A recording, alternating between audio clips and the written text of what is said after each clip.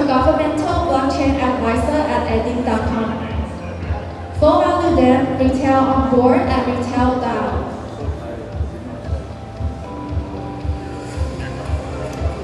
Can you see Andrew?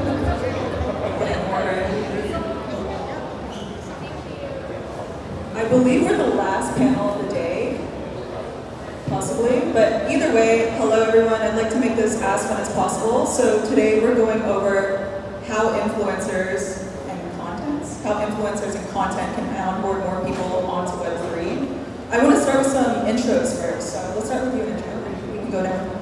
Hey everybody, my name is Andrew Weiner, Vice President of WEEEX Global. If you're unfamiliar with that name, we were founded in 2018. We went to market with our product in 2020. For the first 4 years, we organically built an audience of 2 million traders. And today, we've localized fully to English. We raised $100 million for growth and marketing. And we've hyperscaled in the last 8 months to 6 million users in 200 countries worldwide. We're a centralized exchange where you can trade fully leveraged futures on altcoins. We have the best ever spread of liquidity on altcoins. I guess it's my turn. Hi, I'm Andy Lian.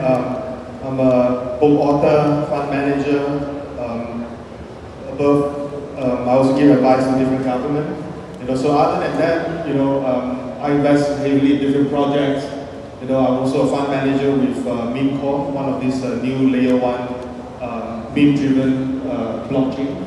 And then just find me on Twitter. Thanks. Hi everyone, I'm Dan, and apparently they needed a fourth person, so I'm here to talk about crypto and stuff.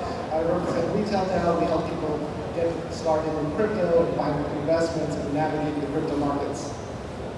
Awesome. My name is Emily. I'm the CMO of HYPE. We're a full-service go-to-market agency, so we have worked with KOLs and influencers. I'm really excited because we have 2 people here that may have hired or found influencers, and we also have an influencer or KOL on stage as well. So let's just start, let's just go straight into it. What are the worst mistakes you made with influencer marketing? I'd like to start with Andrew. Yeah, the worst mistake you can make with influencer marketing is paying people to say something's good without them authentically using it.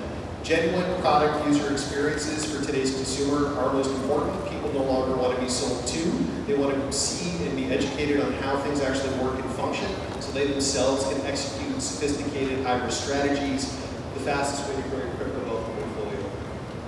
And for you, Dan, I know you may not self-proclaim yourself as a KOL or influencer, but when a company is saying here, take my money, please talk about us, what do you say to that?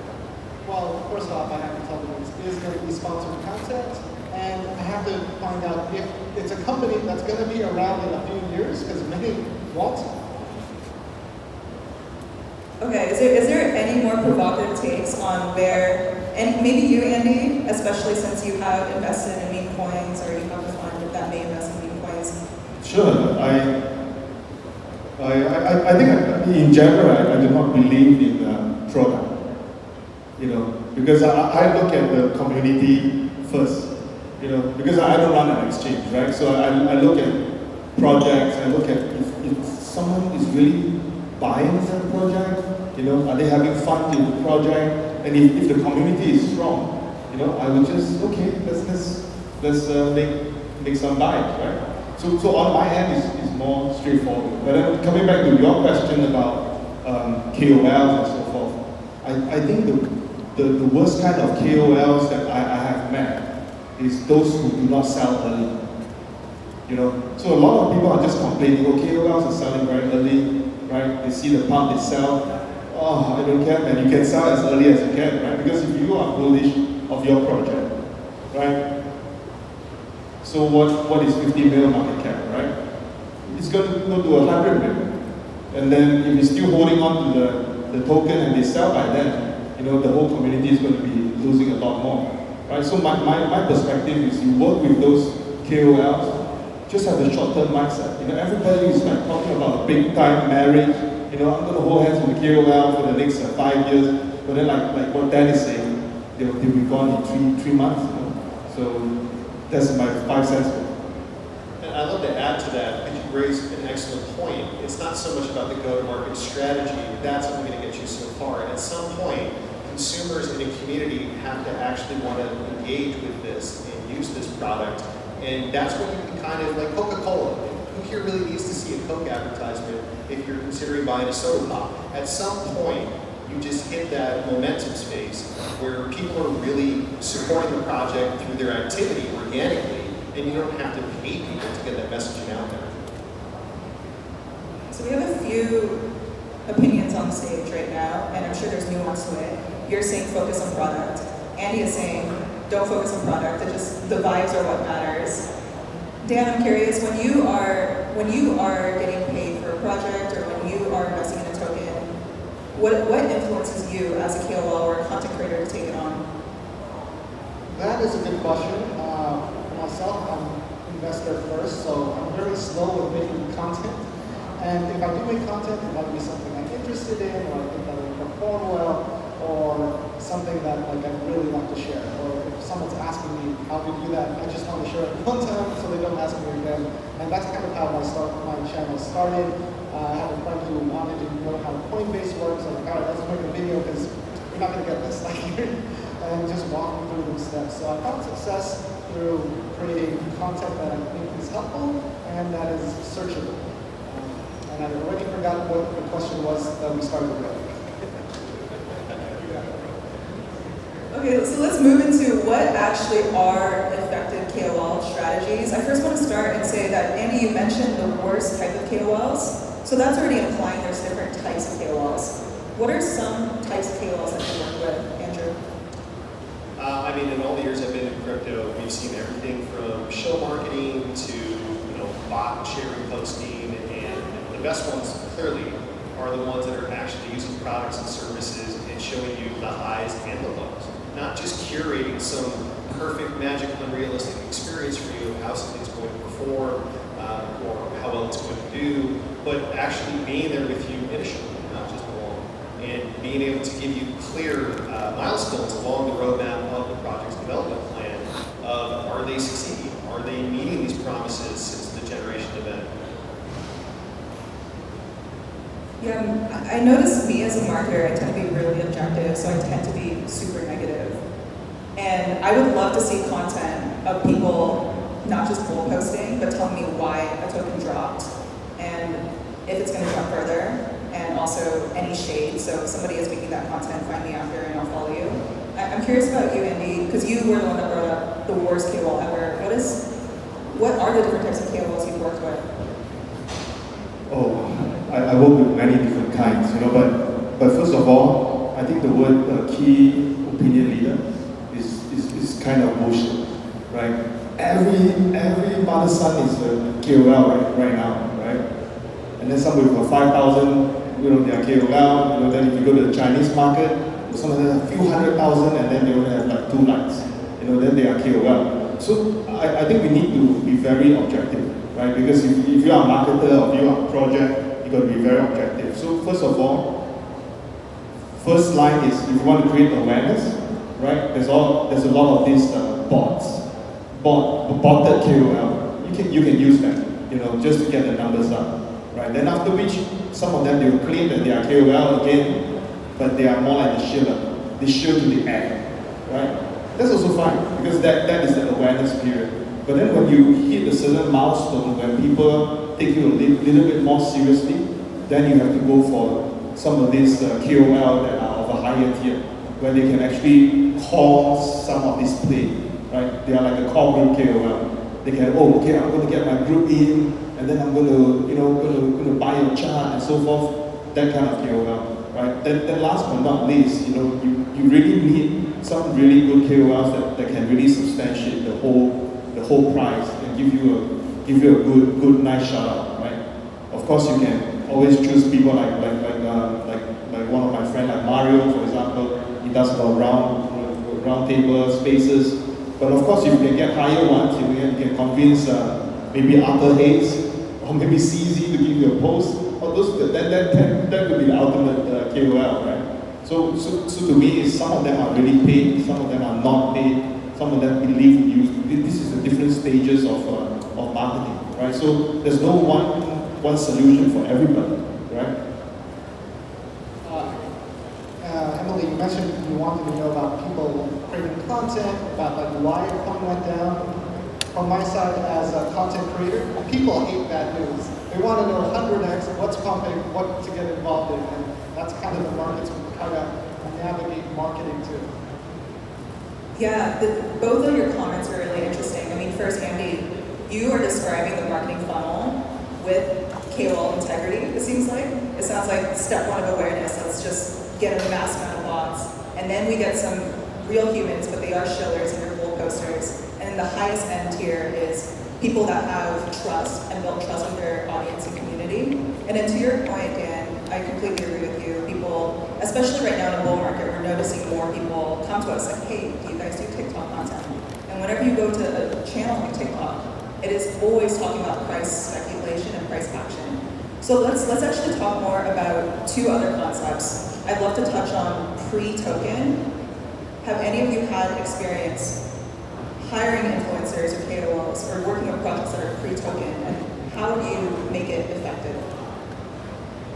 Well, we try to empower content creators, especially leading up to a generation event. The token that's going to be issued is building an organic audience somewhere on an index that's not on a centralized exchange. So as a centralized exchange, we're really interested in that market share, those users that are going to be coming from there. So to empower the content creator and the project themselves by making either of them affiliates, and giving them some type of incentive to bring that audience with them to the centralized exchange once they hit that maturity point of going full scale in their go-to-market strategy, that's been really effective in creating passive income. So they can do things like afford buybacks. So they can do things like pay their developers. Shout out to projects out there that don't.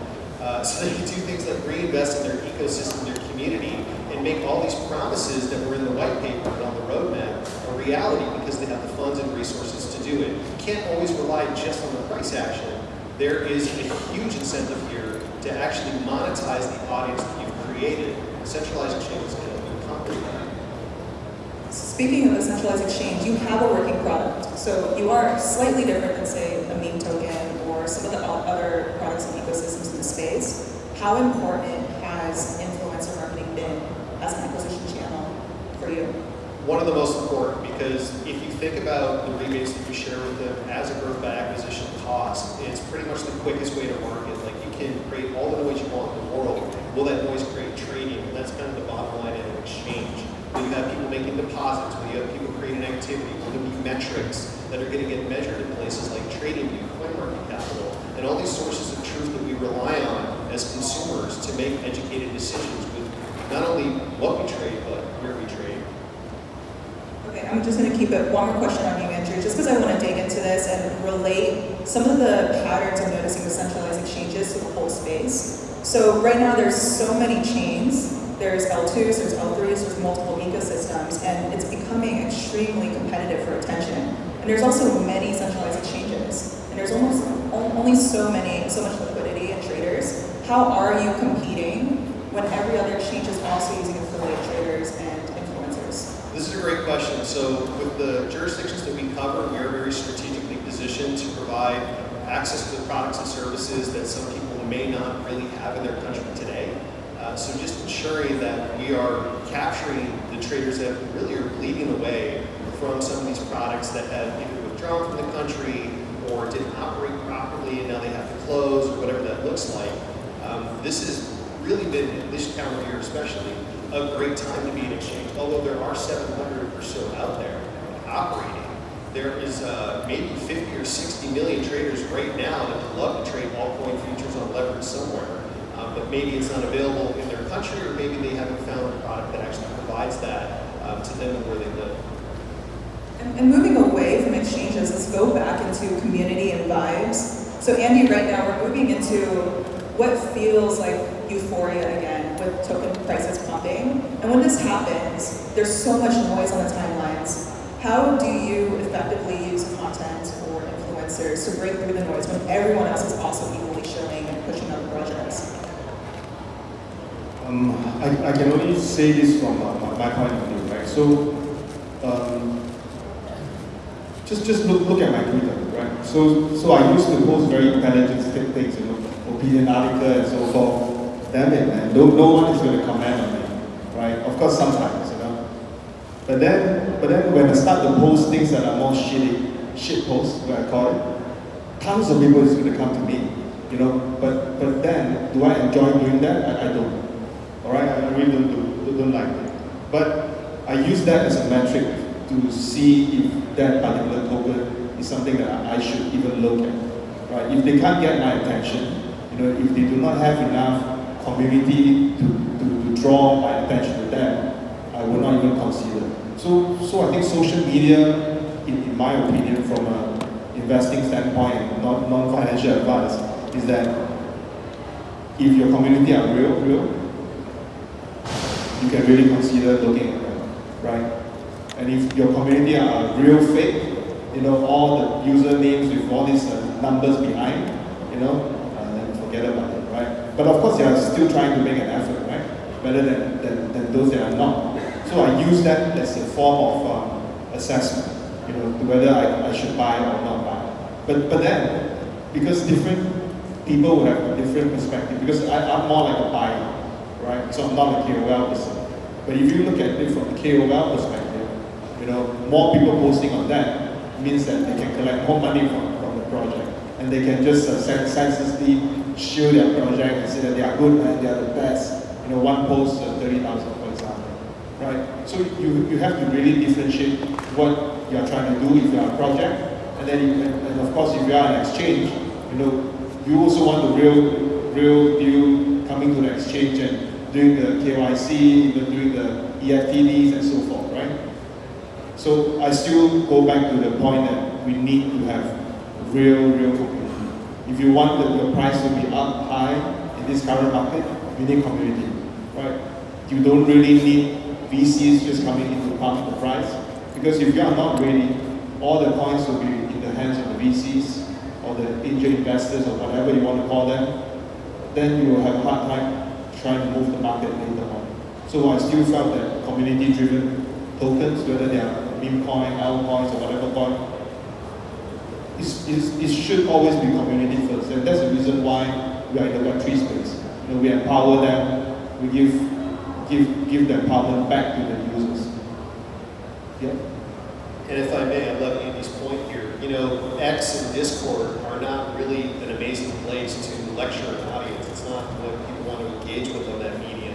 So you do have to be fun, you have to be funny, you have to have a reason for people to join that conversation. If you're always trying to be the smartest person in the room and you're condescending to the general audience that you have, no one's really going to want to expose themselves in that comment thread and be a part of that conversation where they may be subjected to ridicule or shitposting or whatever that looks like.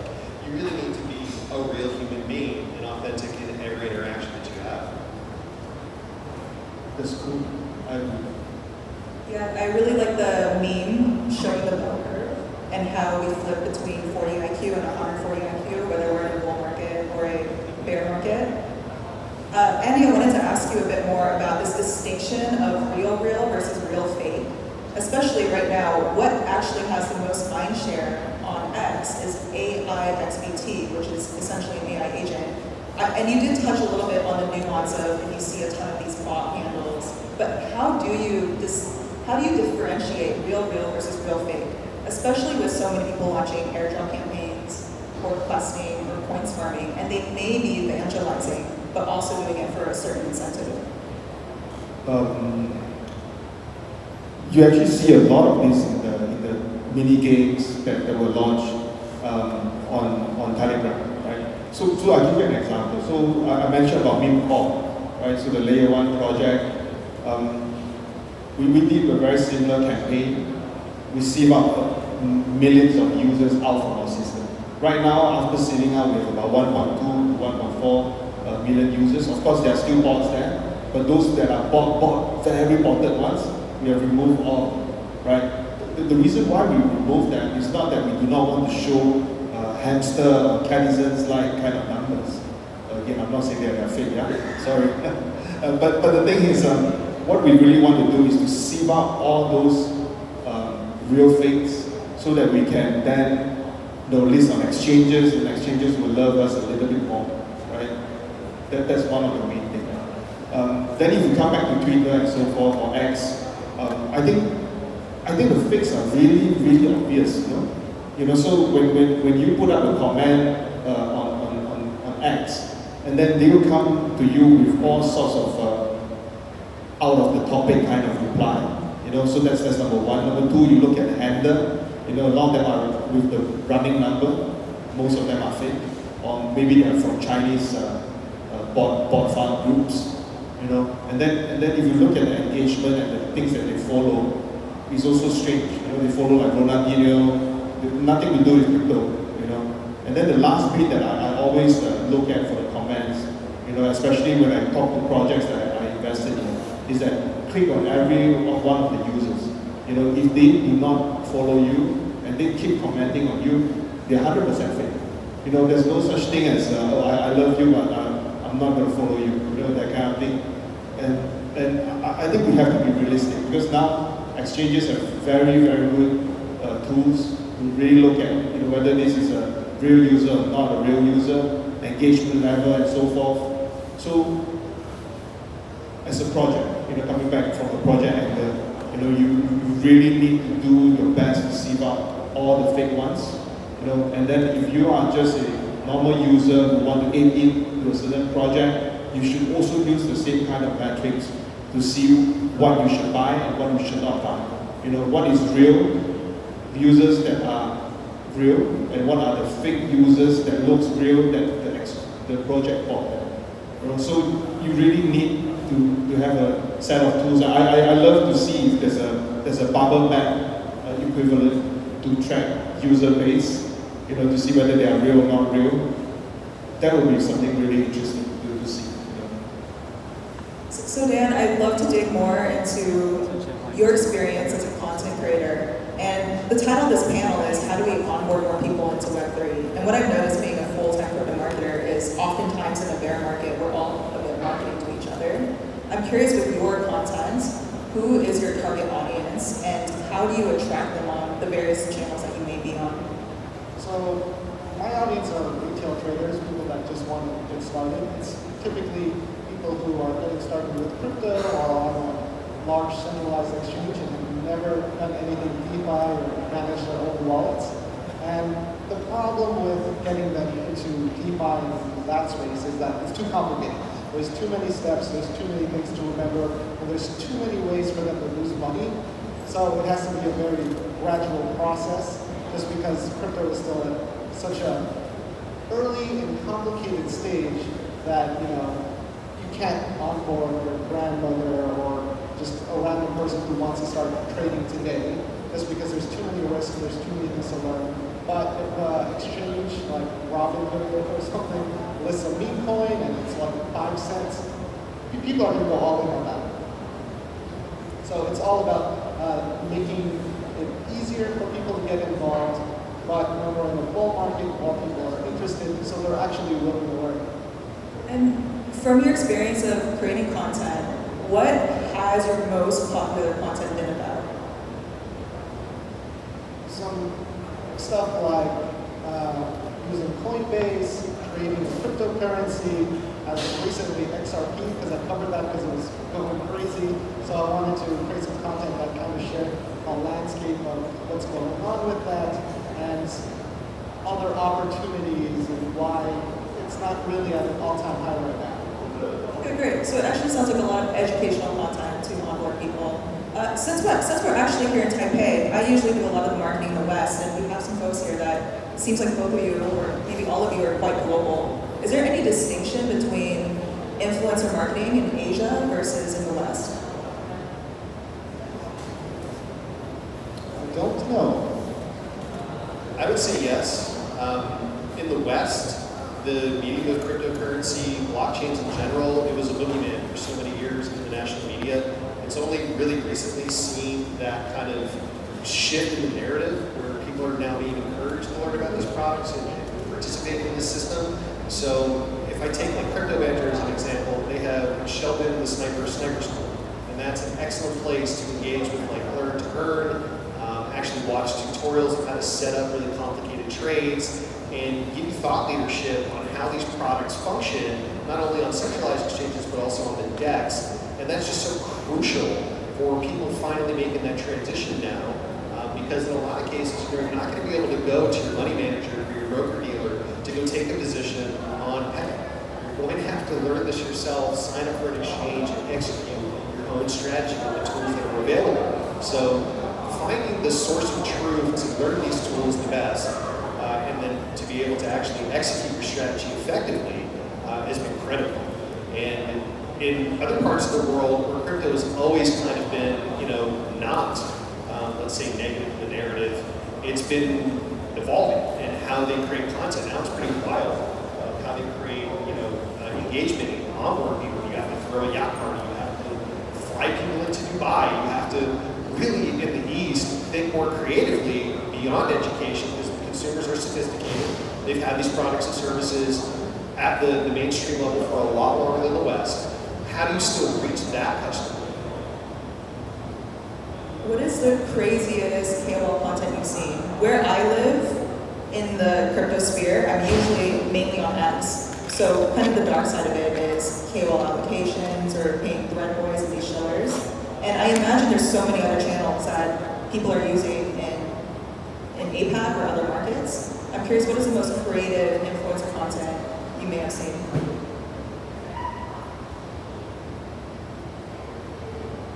I think that's going to be a really tough one, because I want to say this, but that's a little bit explicit, but I've seen, because if you look at exchanges and so forth, they have already bought almost all the ads that they can have, right? But then some exchanges are actually going for the more explicit content, right? It could be maybe the OnlyFans kind of content, But I think that's very clever because that is like a blue ocean, There's nobody really touching on that, And if you ask me, is it creative? I think it's creative, right? At least they are trying to have some special reach out to their members and so forth, right? So creative part, I think is there, But then coming back to the earlier question about East and West, right? I felt that if you look at the Chinese-speaking market, maybe I don't separate them into just two, but if you look at the Chinese-speaking market, a lot of their sharing content are actually on the verge of being totally black, because a lot of these sharing contents are just illegal, If you look at the English side, things are a little bit more subtle in a certain manner. So I do see that there's a big difference in the kind of marketing that they are approaching, right? And then again, if you look at the Chinese-speaking market and also the Southeast Asian market, a lot of these projects actually adopted a referral or even a multi-level marketing kind of a marketing concept, where it's actually quite effective if you want to get people to buy in. But of course, they might not know the product, but they can get a lot of buy-in, to that. So that's something really, really different, and I don't see that, in the US and in Europe. At least it's not that active, right? So that's my few cents. And he's loosened my brain on this one because I've seen trading competitions and airdrop rewards, all these very basic campaigns, and everybody does those at this point. It's not too engaging or creative. Experiential marketing is now emerging. Like here at WEEEX, we just partnered with Michael Owen. Michael Owen's a world champion soccer player, coaching the champion league team. Wouldn't it be wonderful if we could fly you to watch and coach a game live and in person, as opposed to just giving you USDT when you trade it? These types of experiences are kind of the next level up, and what people in the audience are looking for to differentiate, like, okay, do I want to go trade to win a Ferrari? Do I want to trade to get tickets to the World Cup or the World Series? There's a lot of brands now that are trying to focus more on getting to the consumer in a more meaningful and impactful way. And I think that's really the most creative thing I've seen in the last 12 months. I also want to add on. So but I love how the big brand play right now. Give the experience play and so forth. But if you come from a sponsorship angle, for example, I see big ads with Chelsea. Previously I was with Taipei, leading all the partnership with Red Bull and so forth. One thing that I really want to say is that different target audience will have really different kinds of needs and so forth.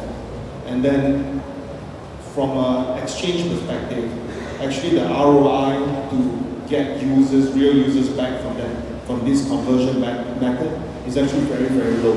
You know, we can see the glamorous side of it, right? But then if you look at the real numbers behind it, it's very, very low. I'd rather be like Andrew, you know, I'll just buy a good experience package for during maybe the F1 period, you know, and then reward that, right? And then not going on the sponsorship route, because the sponsorship route, you know, is really expensive, and the ROI is really, really low, you know. And you may not be marketing to crypto people. That's the other thing I've learned the hard way when I first got into the side of the business, that just creating general noise doesn't really attract the result that any KOL influencer or exchange is looking for. You're trying to get to the type of consumer that actually represents the demographic that you built the product for and that you're trying to serve. So just throwing your logo up on a billboard in Times Square doesn't really convert if Times Square is full of tourists and people delivering food and people that just don't trade crypto. Amazing. I think we are at time. There's a lot of great insights on kind of the future of influencer marketing and how to tap into audiences in a really crowded market, as well as experience from a content creator themselves on how to grow and grow a channel. So thank you everyone for listening, and thank you to my panelists. Thank you for hosting that. You're great. Dave, thank you for having us on. And it is a pleasure to meet you. Thanks, man, Andrew. Thanks, everyone. Thanks, everyone. Thanks for staying.